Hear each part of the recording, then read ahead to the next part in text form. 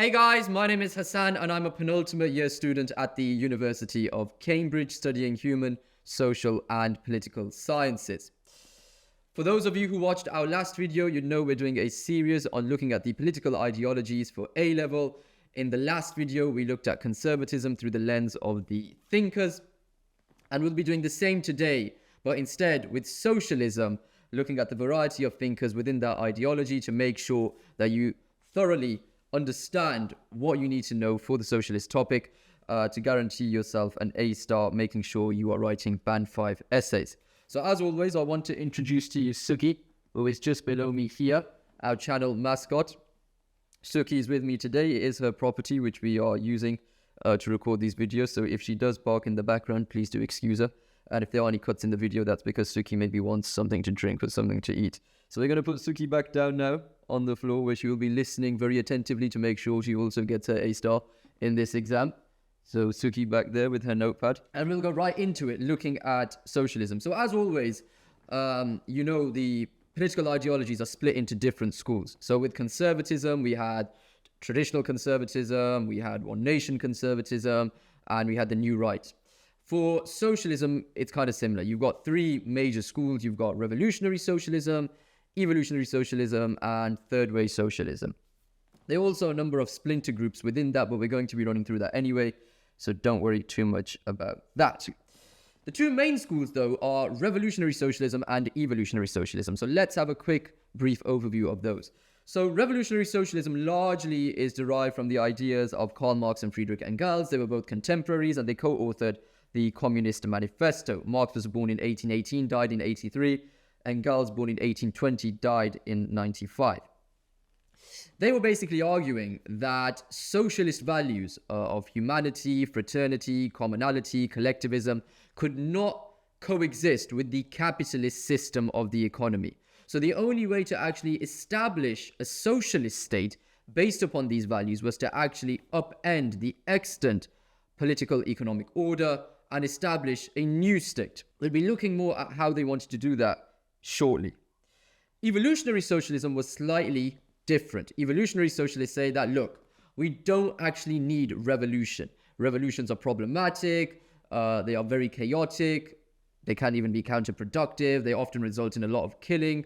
So it's not really something we want to do. It's not an avenue we want to go down. So they argue, let's still establish a socialist state, but let's do it gradually. How so? Well, there's a number of ways. You could do it through gradual reforms in law, or you could do it through political parties that are socialist in nature, taking power and then establishing socialist values, principles, and institutions within a particular state. Now, one of the core concepts we want to be looking at for socialism, and something we really need to know, is capitalism. So I'm quickly going to give you the definition of capitalism so you know exactly what that is. So capitalism, according to the spec, is an economic system organized by the market and based on private property, free enterprise, and competition between individuals and companies.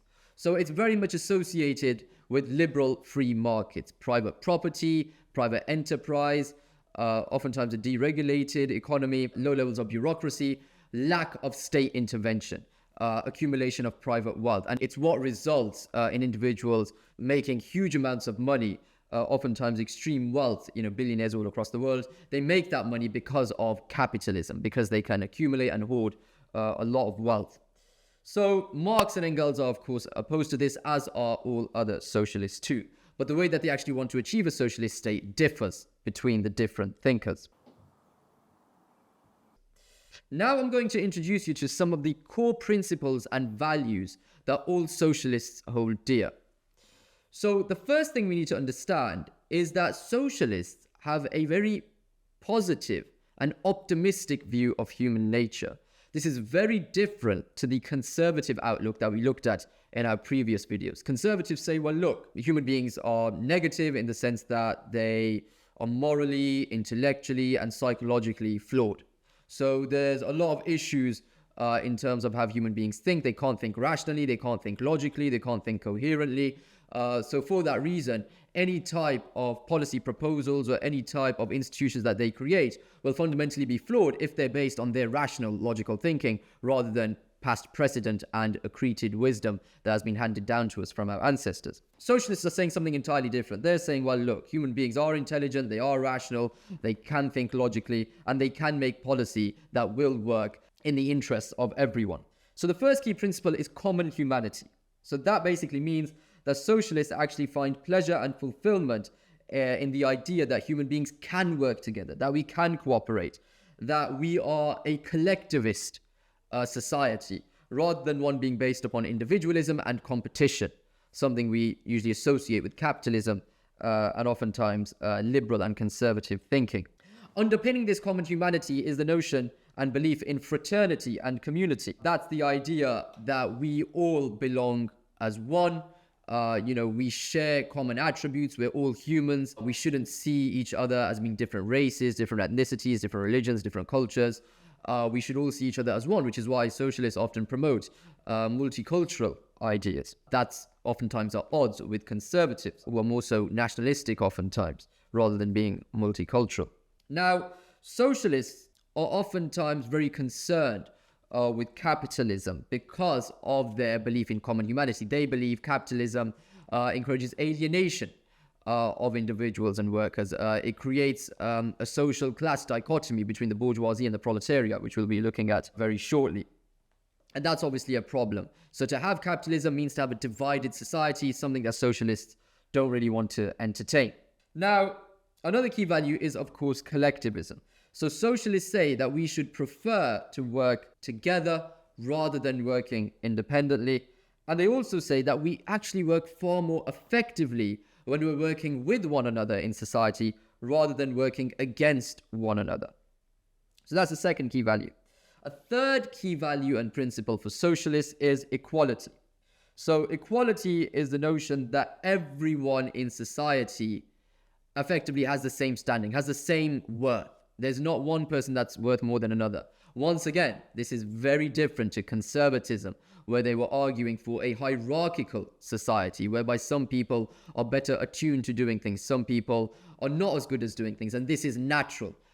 And conservatives often compare this to the animal kingdom. You have the queen bee, for example, you have the worker bees. In the same way in society, you have a monarch, and then you have ministers, and then you have a ruling and upper class, and then you have middle class and a lower class, and then even the underclass. So this is how conservatives see society. Socialists, they don't want to entertain that. They're saying everyone's equal. Rather than looking at things vertically, they're saying things are horizontal. So some of the forms of equality that socialists attribute to themselves, number one is foundational equality. So we're going to look at this more so in the liberal video. But that's the notion that all individuals are born with innate rights. The word innate just means like natural, entrenched, like something that everyone has when they're born. And these innate human rights translate to political and legal equality. So nobody is above another when it comes to the rule of law. Everybody is equal. Everybody is treated the same. Doesn't matter if you're a billionaire or if you're on state welfare. When it comes to the law, you're treated the same. All human beings are equal. And as we were talking about earlier, socialists reject natural hierarchies. Unlike conservatives who believe in hierarchies, socialists say that anyone, wherever they come from, whoever they are, has the potential to take up any position in society that they aspire to. So you could be a working class individual, you could aspire to become prime minister, it's not a problem. Whereas conservatives, of course, are saying, well, look, some people are better attuned to becoming prime minister because they've had the right education, they've had the right upbringing, they talk in the right way, they have the right demeanor, they have the right characteristics. Socialists saying, no, that doesn't really matter. All that matters is that you work hard and you aspire. You should be able to achieve whatever you want. Very much pro-meritocracy in that sense. And they also believe in equality of opportunity, that everyone, irrespective of who you are and where you come from, should have the same life chances as anybody else. So those are some of the key values. Now, another way that socialists actually understand society is by looking at it through the lens of social class. Now, let's delve into how Marx and Engels viewed social class. So the revolutionary socialism of Marx and Engels, alongside Rosa Luxemburg, argues that problems of social class can only be resolved via revolution. Why is there a problem with social class, you might be thinking? Well, let's break it down. Marx, Engels, and Luxemburg largely saw society as being divided into a binary of two classes, the bourgeoisie and the proletariat. And remember, like I told you in the last video, it's vitally important that you memorize these keywords, because remember, keywords bind our essays together and tell the examiner that we've studied really hard and that we know our political language, so that we should be the ones getting an A star. And that's what makes your essay stand out. So bourgeoisie are basically the middle ruling classes, the middle class and the ruling classes, the individuals who own the factories, who own the wealth, who own the businesses, who are profiteering from the work of the laborers. Who are the proletariat? Well, they are the working class. And those are the individuals who are working in factories, doing manual labor, blue-collar workers, individuals as such. Now, you've got to remember, Marx and Engels were writing in a period whereby the Industrial Revolution was, pardon the pun, full steam ahead. So, when they looked at society, although modern society today could be characterized by multiple classes, they very much saw it as being only two. So when they said the bourgeoisie, they actually just saw one group of people owning the factories and everyone else, the majority, being the proletariat, actually working in the factories. And they believed that the bourgeoisie was actually exploiting the proletariat. How were they doing that? Well, they were making them work in their factories. They were paying them a diminutive wage, something very small, not actually worth the effort that they were putting in. And in return, all the profits that were accumulated by selling whatever was being produced in these factories were kept by these capitalists, this bourgeois class. So that put them at odds with the proletariat, who was earning much less, whilst the bourgeoisie was relishing the profit that it was producing. Now, evolutionary socialists such as Webb, Crosland, and Anthony Giddens all have different ideas for reconciling class division. Marx, Engels, and Luxemburg have a very clear approach: we need revolution.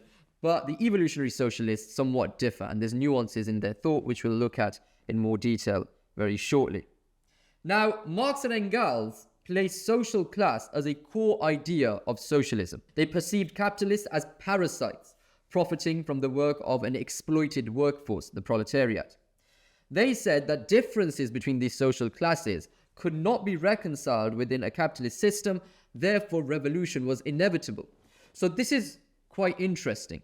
The revolutionary socialists like Marx and Engels are saying, look, we want to achieve a socialist state, but there is no way that the current capitalist system can be reformed.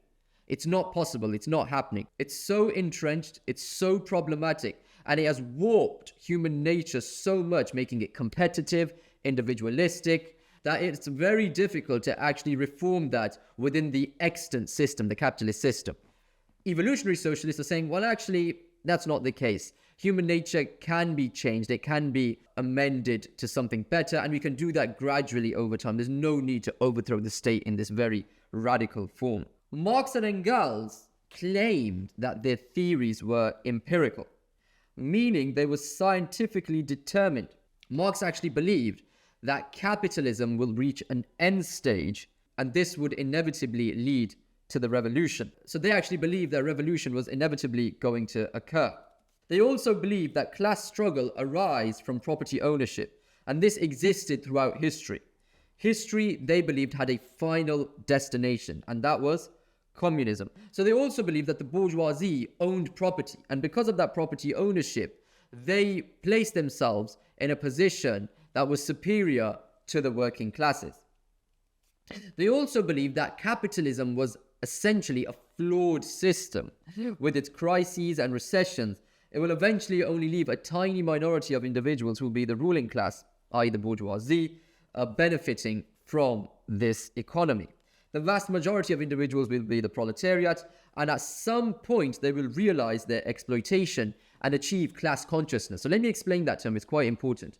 Class consciousness is the notion whereby individuals of the working class realize they are being exploited. Now, Marx says that the working class currently, the reason why they haven't actually revolted and led an insurrection against the state or some form of mutiny is because they have this false consciousness. What is that false consciousness? Well, the belief that society is fair. And it's interesting, and for those of you who study sociology, there's huge amount of links here between the Marxism in the sociology syllabus compared to the Marxism in politics. Now, they're actually saying that this false consciousness has warped the human mind, making individuals think that society is fair, that society is meritocratic. He even goes as far as saying that religion is the opiate of the people, meaning it actually dulls down their thinking and makes them think that they actually deserve the deprivation and the marginality that they have to suffer. Other things that produce the false consciousness could be things like the state, which encourages people to go out to work and teaches people that we live in a fair society where anybody can achieve whatever they want. But Marx says that's not actually the case. The capitalist system favors the bourgeoisie over the proletariat. It's not a meritocracy. The education system could also encourage the false consciousness, making people believe that they can be educated and do well when that isn't really the case. If you're well connected and you're wealthy, you are more likely to do well than someone who was born in the proletarian environment. Now, Marx also said that liberal democracy was a democratic swindle because the state was controlled by the bourgeoisie. Therefore, the state used institutions like religion, patriotism, enfranchisement. Enfranchisement means the ability to vote, parliament, and social reforms to weaken class consciousness and the masses' mission to overthrow capitalism. However, despite this, they still believed that socialism was inevitable and the proletariat will overthrow capitalism. And then after that, a transitional phase would occur. This was known as the dictatorship of the proletariat. So this is quite fascinating and quite important to remember. Marx didn't say, alongside Engels, that look, once we have this revolution and once we overthrow the state, all of a sudden we're going to have this socialist utopia where everybody's going to be living in a society that's based upon equality, that's based upon fraternity, that's based upon commonality, that's based upon community. That wasn't going to happen. And there was a reason for that.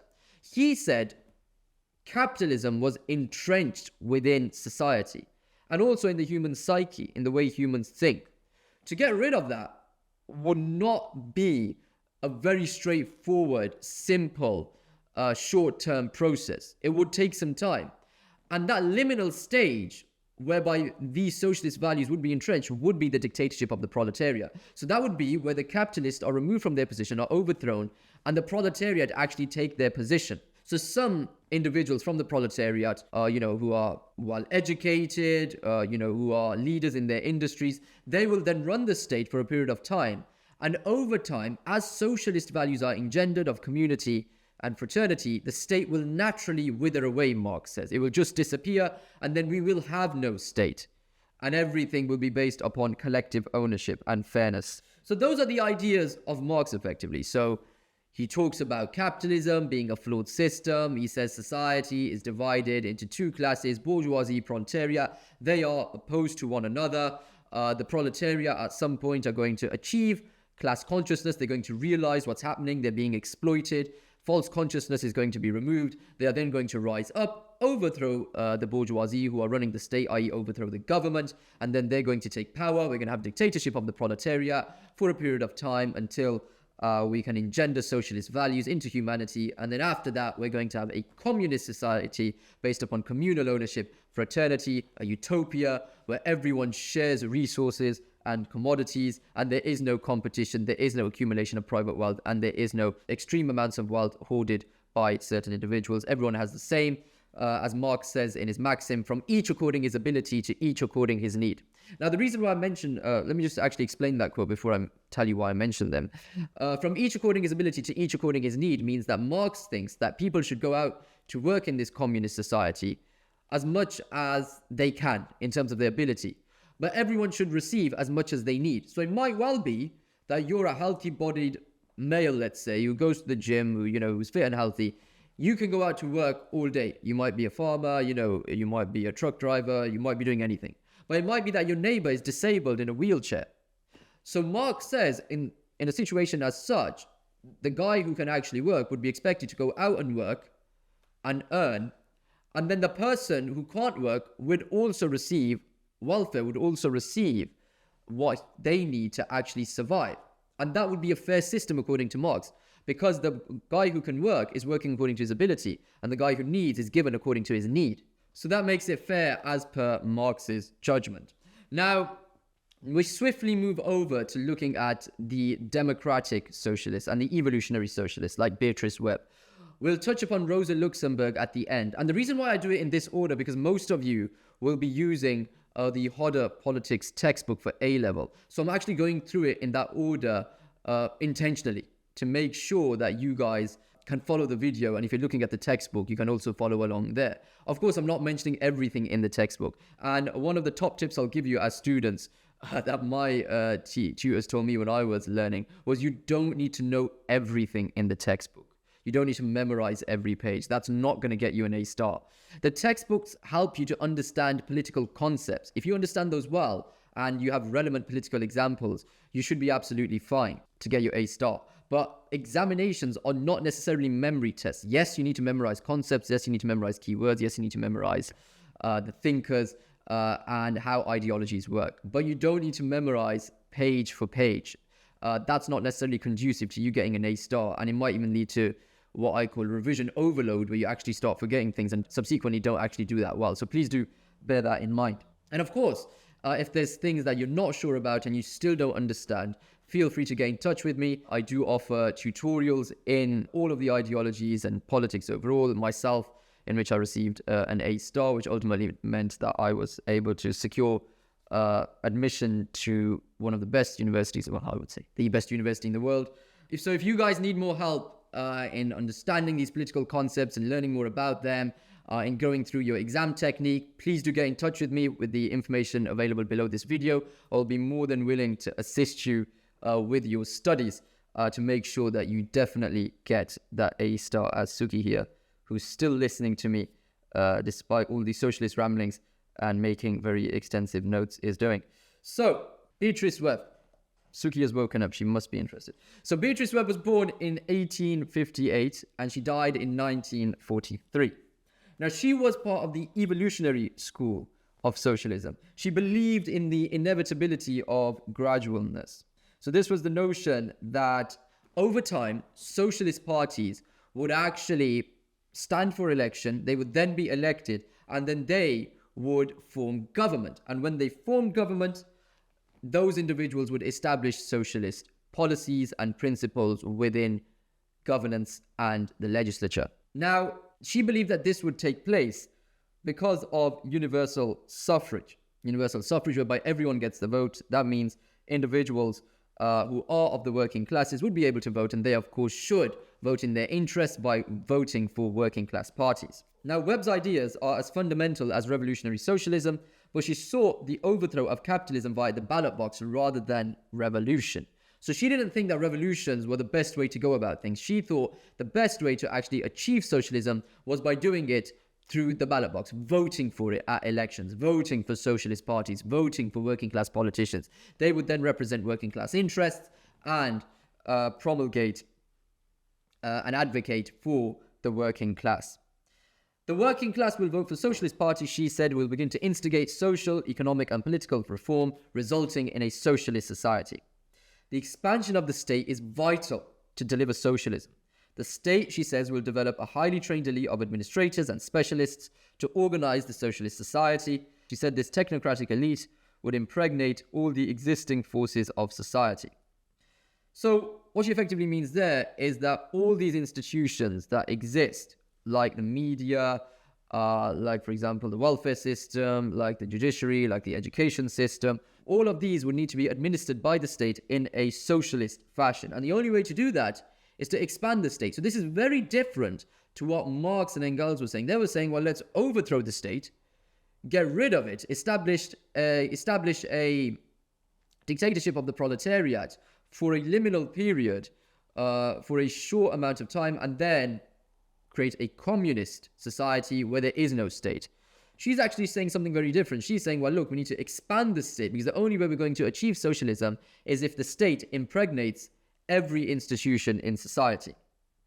And that's the way we engender, we entrench socialist values and make sure they are very deep-seated. And that's the only way that this can work. She says the expansion of the state is vital to deliver socialism. It's the absolute crux of making sure that we actually achieve this. So Webb says that workers' control will be achieved through evolutionary means. She characterizes revolutions as being chaotic, inefficient, and counterproductive, something that she could not tolerate. And that's a quote directly from her: chaotic, inefficient, and counterproductive. Now we move on to our next thinker, who is Anthony Crosland. Now, Anthony Crosland was born in 1918, died in 1977, and he published The Future of Socialism in 1956. I think Suki is a fan of Crosland. And Crosland's ideas were rooted in the notion of a mixed economy. And for those of you studying economics, you will have come across Keynesianism, the one of John Maynard Keynes, of course. This is a form of state-managed capitalism with the intention of establishing full employment and managing the economy to prevent recession. Now, Crosland criticized the Marxist view of capitalist development, arguing that it did not drive social change, as the internal tensions required in Marx's dialectic of historical materialism were not present in post-war capitalism. So Crosland is writing significantly after Marx was around. He was writing in the 20th century. So he's saying, look, society has changed. This kind of tension that existed between the bourgeoisie and the proletariat doesn't really exist in modern day society. Society has actually changed quite significantly. So he says socialism is best served by state-managed capitalism of a mixed economy rather than public ownership. So rather than putting all institutions into public ownership and nationalizing them, like energy, like transport, like banks, we should rather have a mixed economy where there is some public ownership, but also there is private enterprise to go with that. Equality of opportunity, he said, can be achieved by giving all state school students the same educational experience. So more so than focusing on making sure that everything was state managed, he's saying, well, let's focus on creating equality of opportunity. Let's focus on creating equality of opportunity. And we can do that by investing in the education system so all individuals, irrespective of where they come from, can have a basic level of education so they can go on to do well in life, earn for themselves, and contribute to society. He said the existing school system in Britain was the most divisive, unjust, and wasteful of all the social aspects of inequality. So there was a real emphasis on his behalf on making sure that the education system was reformed. And he also promoted Keynesian economics. Keynesian economics made state-managed capitalism a reality. A society can look forward to permanent economic growth and also full employment. This allows socialists to expand the welfare state and social justice. So what they're saying there is that we have private ownership and we also have public ownership working hand in hand to make sure that the economy is flourishing. When the economy is experiencing a downturn, the state can intervene and try and prevent that from occurring, to make sure that there is full employment, to make sure that there is continued economic growth. So he's looking at it in more of a mixed way. So unlike Marx and Engels, who very much denigrated capitalism, Crosland is not that opposed to it, as are the revolutionary thinkers. Now, the next thinker we want to look at before we cross over to Rosa Luxemburg is Anthony Giddens. Now, he was born in 1938 and he's still around today. He's a sociologist whose political ideas have offered a neo-revisionist form of socialism that supports third way philosophy. And this is an amalgamation between neoliberalism and traditional social democracy that we looked at with Crosland. He published Beyond Left and Right in 1994 and also The Third Way, The Renewal of Social Democracy in 1998. Now, another tip I'm going to give you for the examination. If you want to see these ideas in practice, have a look at how political parties actually engender policy and think to yourself, what type of ideology are they actually implementing? But I'm also going to caution you here. Do not use political parties to understand ideology, because oftentimes political parties don't remain true to their ideology. So you might have the Conservative Party doing socialist things. You might have the Labour Party doing conservative things. You might have the Liberal Party doing illiberal things. So don't draw ideology from the parties, but you can use particular examples of parties promoting policy, maybe in their manifesto, or implementing them, and say, well, this is an example of one nationism in action, let's say, for conservatism, or this is an example of social democracy in action for socialism. You can do that, but don't actually draw ideological understanding from the parties themselves. So, the biggest difference between Anthony Giddens and individuals like Marx and Engels is his approach to capitalism itself. Giddens is actually saying that capitalism is not bad. He says that capitalism enriches and empowers society, and alongside, individualism is irreversible. So this is very starkly different, a huge contrast. Just like we had that massive contrast in conservatism in terms of their approach to human nature, where Hobbes was saying human beings are pessimistic, negative, selfish, individualistic. Whereas Ayn Rand was saying, no, they are objective, they are rational, they are logical, they can think for themselves and make the right decision. Here is another stark contrast within the socialist school. Marx and Engels, capitalism, evil. Anthony Giddens on the other end of the spectrum, capitalism is a good thing, it works well, it's something that we should utilize in favor of engendering socialist principles. So how does Giddens even think we can create a socialist society whilst also promoting capitalism? Let's look further. He says socialism must collect the benefits of the free market while neutralizing its negative effects on community and fraternity. So what he's effectively saying there is, look, that we should use capitalism and its promotion of individuality to create a socialist society. How so? While the capitalists would create wealth, and then that wealth would be taxed and then reinvested on public expenditure. And one of the key things that the third way wanted to spend on is equality of opportunity. And one of the ways they did that was through education.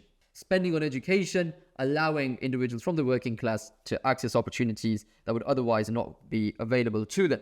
Neoliberal ideas of the free market and individualism could be reconciled with social democracy's emphasis on community and social justice. And I gave you an example of how that could occur previously. Individuals will become stakeholders with both rights and responsibilities within society. So it wasn't just about collectivism. It was about you taking responsibility for your actions, not being totally dependent upon the state and on welfare, but rather also being dependent upon your own volition, upon your own wanting to do well in life. Third way, socialism prioritizes spending on infrastructure, like we said earlier, like community services, on public transport, whilst also focusing on equality of opportunity, particularly in education. Similarly to what Crosland was saying then, in terms of the education system not being the best, and reforming it to create better opportunity. Greater equality of opportunity would be funded by a prudent taxation of free market wealth. We mentioned that previously, whereby the actual money that would be spent on this public expenditure would be produced by capitalists making a lot of money and then being taxed upon it, and then that being reinvested. An emphasis on active welfare would facilitate social inclusiveness in society to provide wider opportunities for the disadvantaged. For example, increased access to higher education and replacing comprehensives with academy schools. So thereby, once again, helping to create a socialist society, not by necessarily overthrowing the state and engendering socialist values, but by utilizing capitalism and individualism, which Giddens argued was now irreversible, and harnessing its power to actually create socialist values of equality through greater investment in public services. So that brings us to an end of the evolutionary school of socialism. We're just quickly going to have a look at Rosa Luxemburg. Rosa Luxemburg was born in 1871 and died in 1919. Now, she also falls within the revolutionary school of socialism. So for the revolutionary school, our key thinkers are Karl Marx, Friedrich Engels, and Rosa Luxemburg. And for the evolutionary school, we have Beatrice Webb, we have Anthony Crosland, and Anthony Giddens. So for this section of the specification, we actually have 6 key thinkers. So what did Rosa Luxemburg say?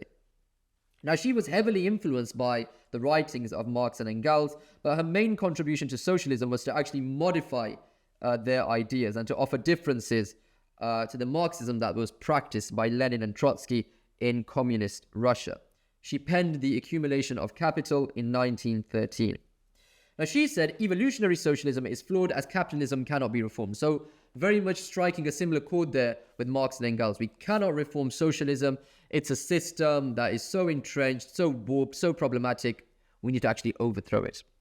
So she also believed in revolution, just like Marx and Engels. Marx's historical materialism, she said, is flawed, as capitalism does not need to reach a final stage before it can be abolished. Like Lenin, Luxemburg argued that communist revolutions could happen in less economically developed societies. So let me explain that. Marx believed that communism could only take place in advanced capitalist societies, so where capitalism was actually entrenched. Because remember, Marx believed that the revolution would take place at the end stage of capitalism. So he saw capitalism in segments. There was an earlier stage, there was a middle stage, and there was an end stage. Now, Luxemburg didn't actually agree with this. She said you didn't have to wait for capitalism to become entrenched for a revolution to arise. Rather, she said that revolution could arise spontaneously in less economically developed countries and societies. Lenin's belief of a vanguard elite needed to guide the population towards revolution is also flawed, according to Luxemburg. Class consciousness, she said, will develop spontaneously as the proletariat struggle for workplace reforms and democracy. Mass strike action will help develop the revolutionary state. So what she's saying there, unlike Lenin, who says that, look, we need a particular group of intelligentsia, intelligent academic people who would guide people towards revolution. She's saying, look, we don't actually need that. No one needs to guide this revolution. Individuals will realize that they are being exploited as individuals struggle for changes in the workplace, for better working conditions. They desire democratic reform to guarantee the vote for the working classes. This will lead to revolution without any individuals consciously leading it. She also says that strike action will also help create this consciousness of exploitation and immiseration within the working classes. Also, she says that socialism must be internationalist rather than nationalist, which is what Marx and Engels also said. So the socialist project cannot just take place domestically within national borders, but rather it is something that needs to take place internationally all across the world. So that brings us to the end of socialism. So just as we looked at conservatism through the lens of the thinkers, we've done the same thing here. Now, all of the information I've given you is very sufficient to get you an A star in your examination. All you have to do is to make sure that you evaluate it and analyze it correctly. And I can provide you with assistance in doing that. If you want to get in touch, my details are available below. Please do like and share this video with all your friends who might be studying politics to give them this very succinct overview of socialist ideology. Make sure that you take extensive notes to memorize the information, which would be vitally important on exam day.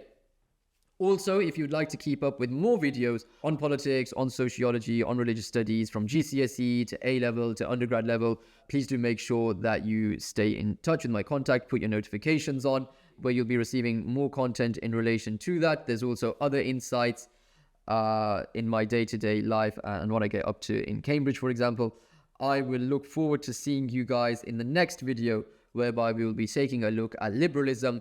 This will be the final video in our series looking at the core ideologies. Thank you very much, and I will look forward to seeing you guys soon. Bye.